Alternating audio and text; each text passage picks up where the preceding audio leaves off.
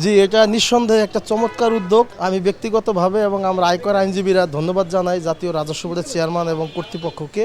কারণ এখন অনলাইন করার কারণে শতভাগ অনলাইন। এটা খুবই অতি অল্প সময় এবং সহজতা রয়েছে। বিশেষ করে সেলফ অ্যাসেসমেন্ট, ব্যক্তি যে আয়কর রিটার্নটা, এটা এখন মানুষ ঘরে বসে যে কোনো জায়গায় যে কোনো সময় এটা অনলাইনে সাবমিট করা যায়। এক্সট্রিম মশার কয়েল প্ল্যান্ট ফাইবার দিয়ে তৈরি, তাই সহজে ভাঙে না, সুগন্ধিযুক্ত ও নিরবিচ্ছিন্নভাবে জ্বলে। ডেঙ্গু, চিকুনগুনিয়া বাহি সহ যে কোনো মশার বিরুদ্ধে দেয় এক্সট্রিম সুরক্ষা। আগে কিন্তু এটা ম্যানুয়ালি একটা ফর্মের মাধ্যমে এনবিআরে সার্কেলে যেতে হইতো, লিখতে হইতো, ভুল হওয়ারও সম্ভাবনা থাকতো। তো এখন ওই বিষয়টা নাই। এখন অনলাইনে চমৎকারভাবে একটা হিসাব নিকাশ চলে আসে, যে যার মতো করে অল্প সময়ের মধ্যে নিখুঁতভাবে দিতে পারে। নিঃসন্দেহে এটা একটা প্রশংসা দাবিদার। আমরা মনে করি এই অনলাইন রিটার্ন এবং ব্যক্তিগত রিটার্ন দাখিলের মাধ্যমে রাষ্ট্রীয় কোষাগারে অর্থ এবং আরও অনেক সমৃদ্ধি হবে বলে আমরা মনে করি। অবশ্যই নিঃসন্দেহে রাজস্ব বাড়বে। অলরেডি রাজস্ব বৃদ্ধির জন্য জাতীয় রাজস্ব বোর্ড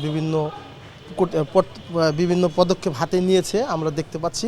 নিঃসন্দেহে রাজস্ব বাড়বে না, এটা আসলে সম্পূর্ণ আমি মনে করি বেআইনি কাজ। পারলেই শুধু হবে না, কারণ জাতীয় রাজস্ব বোর্ড এটা আইটিপি, ইনকাম ট্যাক্স প্র্যাকটিশনার, একটা পরীক্ষার মাধ্যমে, যেটা লিখিত এবং ভাইবার মাধ্যমে তালিকাভুক্ত করা হয়।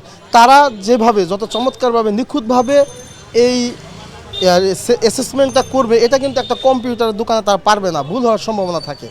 ঠিক আছে, তো সেক্ষেত্রে এই কাজটা মূলত যারা ট্যাক্স বারের মেম্বার তারাই করবে, যারা আইটিপি প্র্যাকটিশনার তারাই করবে, এবং এটাই হওয়া উচিত বলে মনে করি, এবং এখানে ভুল হওয়ার সম্ভাবনা থাকে না, এটা বলে আমি মনে করি।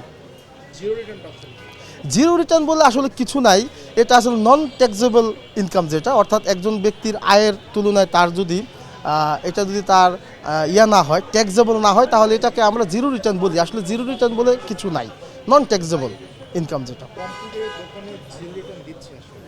এটাই তো অনেকে দিচ্ছে, কিন্তু ওই দেওয়াটা আসলে উচিত না, কারণ ওখানে অনেক ভুল ভ্রান্তি হয়। সেক্ষেত্রে ফাইলে একটা মিস্টেক হয়, এগুলো অডিটে পড়তে পারে, তখন কিন্তু ওই গ্রাহকের একটা ভোগান্তির শিকার হতে হয়। হ্যাঁ।